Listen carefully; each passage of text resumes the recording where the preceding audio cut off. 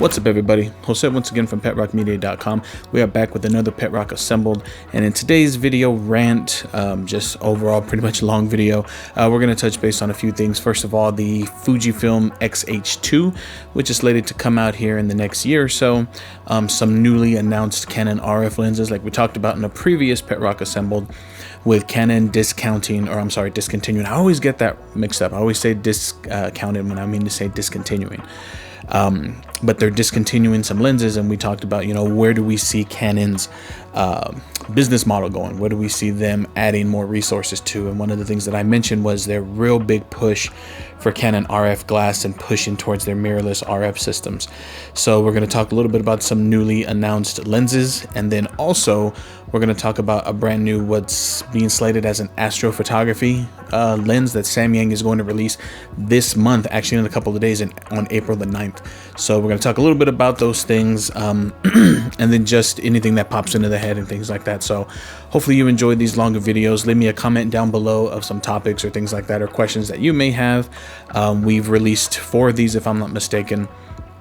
And the goal is to just release one of these at least every day, if not every other day, with just some things, content, news, things that are going on in the photography world, even gaming and cinematography and stuff like that. So who knows what we'll be doing here in the next couple of episodes. But today we're going to talk about, again, the X-H2, some new lenses from Canon and from Samyang for their respective camera bodies. So the first thing, like I mentioned, I wanted to talk about was the Fuji X-H2. Now, there are some photographers out there, YouTubers, things like that, that seem to believe that the camera should be released in 2021. Just doing my own research and kind of looking at other rumor sites, Fuji rumors, things like that. It looks like if it is going to be released in 2021, it is super late, more like the holiday season, maybe, or if not, it's looking more like early to that first quarter, which can go all the way up to March of 2022. So, which is really around the corner. I mean, I'm not sure how many of you realize it's already April. It's gone really, really fast this year. Can't believe it's already been almost a year and what, a couple of weeks or a month or so into this whole pandemic thing. But yeah, so the X-H2. Now, the X-H1 is a camera that I personally never owned. I was more in line with the XT models, so I never really pulled the trigger and bought the X-H1. And then gladly I didn't, because then the X-T4 comes out, and a lot of things that the X-H1 had a problem with, Fuji fixed, which was very uncommon of them to do. They fixed it in the X-T4, because Fuji is really known for fixing a lot of their issues that a lot of times consumers have through firmware updates. And I would put money on any other camera creator, camera company, and I would put all my money where my mouth is and say that Fujifilm, in my opinion, is the best when it comes to releasing brand new firmware updates, giving us as the consumers the just what we want out of a camera, or the updates that we want out of a camera. You know, if there's something going on, even with as much as like image stabilization, they're able to create firmware updates that completely either alleviate the issue or make it to where the camera is a little bit much more usable. And I'll go all the way back to the original Canon, or the original Fuji, I'm sorry, X100. The original X100 had horrible autofocus if you're trying to capture things fast. Now, I never really did that because I used it primarily for street photography. That camera was just awesome at it.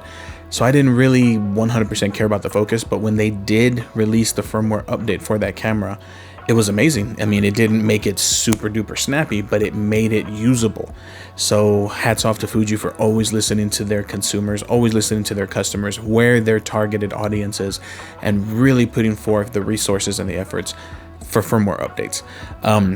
So then when it came out to the X-H1, you know, there were some issues with the image stabilization. There were some issues with other things. And then the X-T4 comes out, and it feels like Fuji put a lot of the gripes and complaints that they got from the X-H1 and fixed them in the X-T4.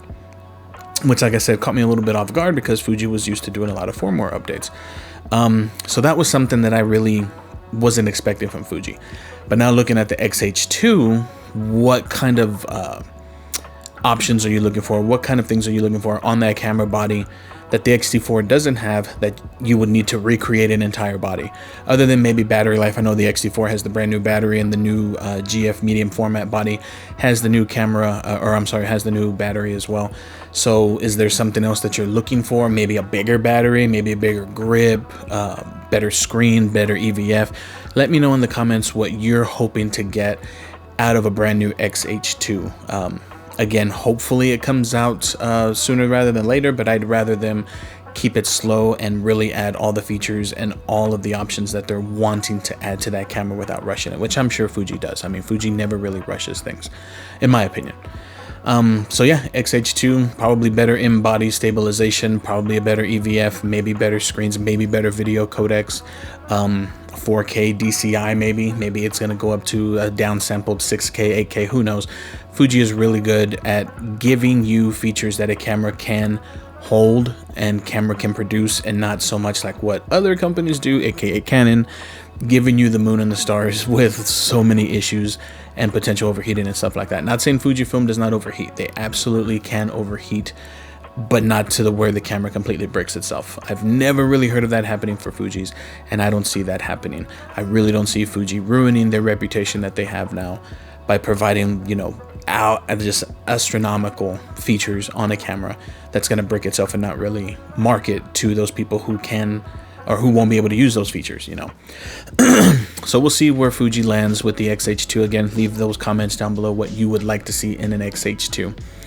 And then kind of piggybacking off of that before we get to Canon, the new lens, and I'm going to read what they posted, Samyang, on their Instagram, because again, their Instagram is where they kind of teased it a little bit.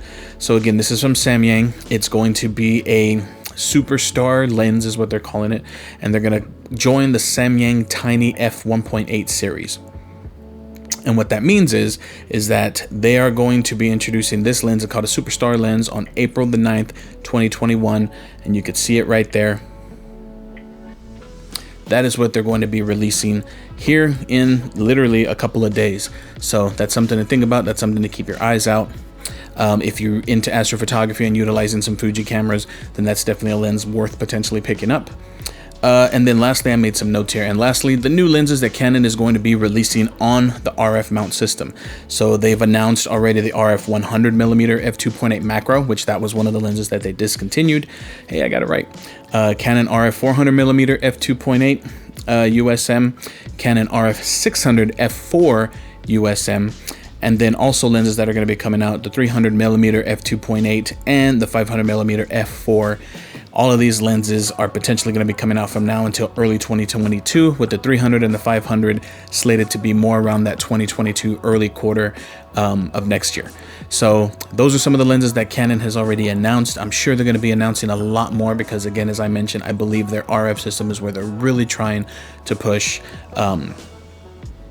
better lenses and better cameras and things like that, that RF mount system. But that wraps up this video, everybody. Just wanted to provide you with a quick update with some things that are out there, just things that have been rolling around into my head as well about gear, things like that. Let me know in the comments what you're most excited about from what we talked about today. Shout out to all 2,715 of you who have subscribed to the PetRockMedia family. Thank each and every one of you for stopping on by.